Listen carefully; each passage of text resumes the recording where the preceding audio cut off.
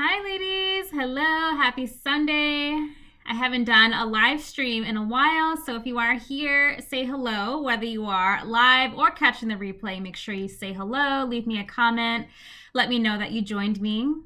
And today we're going to be chatting about how longing and pining and obsessing for an ex is often a sign of a broken, wounded heart.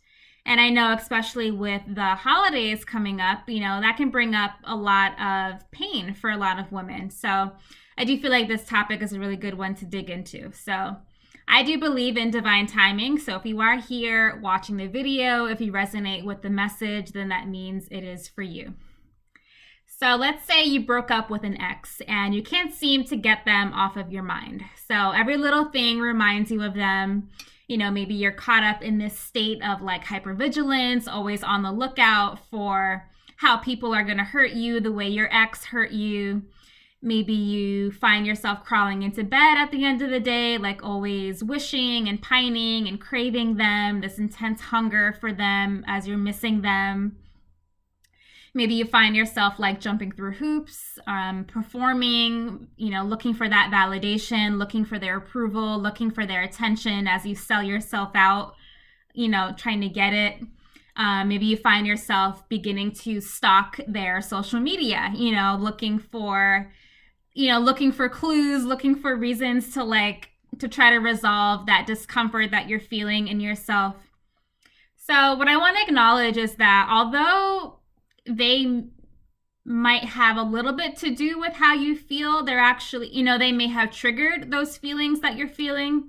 They actually didn't cause them. Those are feelings that were actually there long before they came around. So what we tend to do as humans is really recreate this cycle of abandonment, these cycles of longing and wishing and craving and pining and lusting after people, because it is an attempt to try to resolve something very specific from our past. It is a wound within our heart that we're trying to recreate so we can find resolution to it. But if you are seeking like those quick fixes, those surface level quick fixes when it comes to healing, you're going to be dancing in circles with yourself, but not actually healing anything. So quick fixes are going to be anything from like affirmations, maybe psychic readings. I know psychic readings tend to be really popular with women who are going through heartbreak. A quick fix could be like maybe looking to distract yourself with new people, or you're trying to control your ex, trying to make them be something that they're not.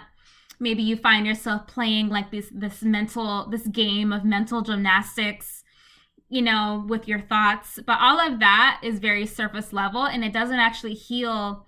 It's not going to heal the wound that's within your heart that's looking to be healed, that needs to be healed and resolved. So this pattern of intense hunger and thirst and craving for your ex, it's actually an invitation to take a deeper look within yourself, to see where it's coming from. You really do have to create that self-intimacy with yourself to really see why you feel compelled to focus on this person so much. You really do have to create that radical truth, that radical honesty about why you're longing for them.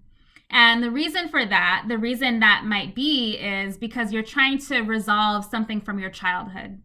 Maybe there's a part of you that's trying to it feels like if it longs and waits around for and pines after and obsesses over this man, over this person, it feels like doing that is going to get them the love that they were looking for as a little girl.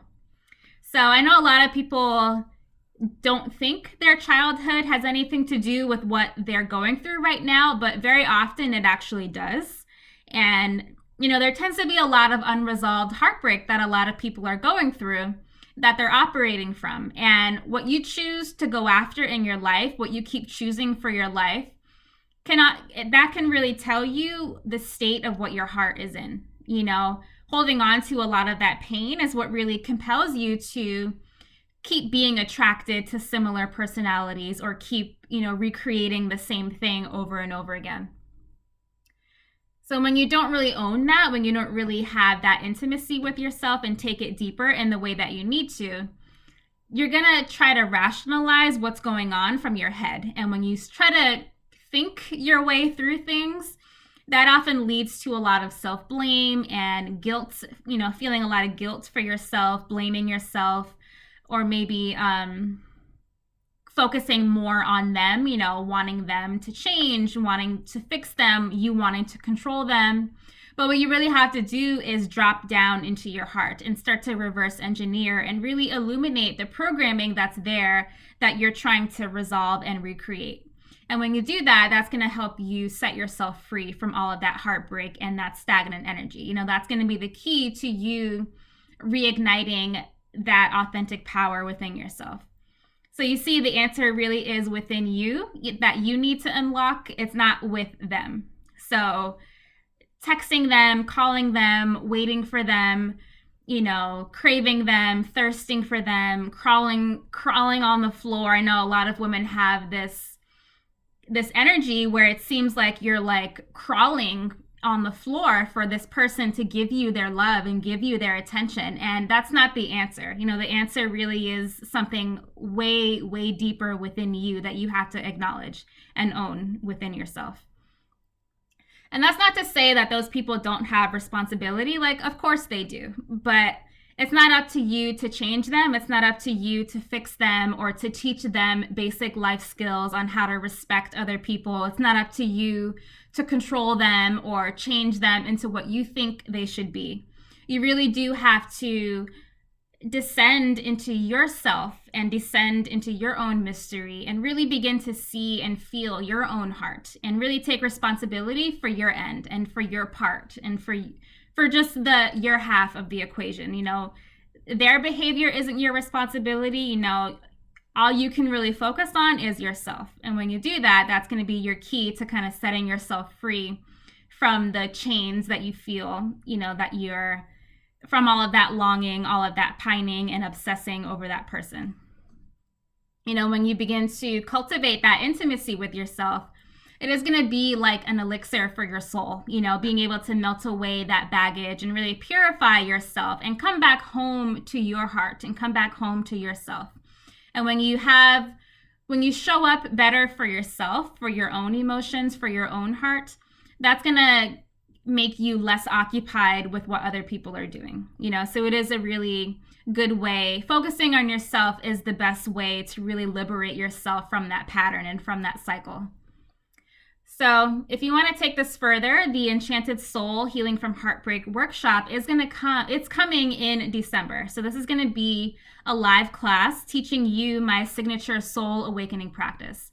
And I created this practice, and it is designed to help you heal that core wounding that's in your heart, that's recreating this cycle that you're in.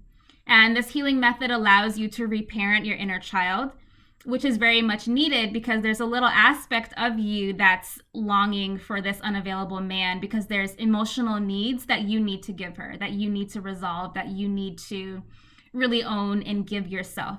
And when you do that, that is going to be the key to collapsing that old timeline that's making you feel like unavailable love is all you deserve. And when you do that, that's going to help you recondition your subconscious mind and recondition those limiting beliefs so they're not controlling your life anymore.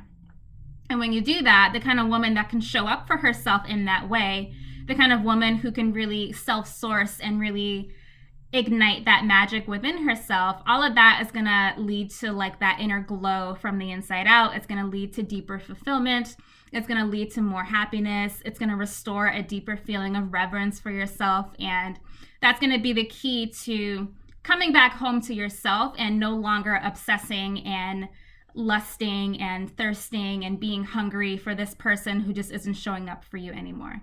And when you do that, when you show up for yourself a lot more in a much more healthier way, that's going to be the key to you calling in partners who are actually available for you.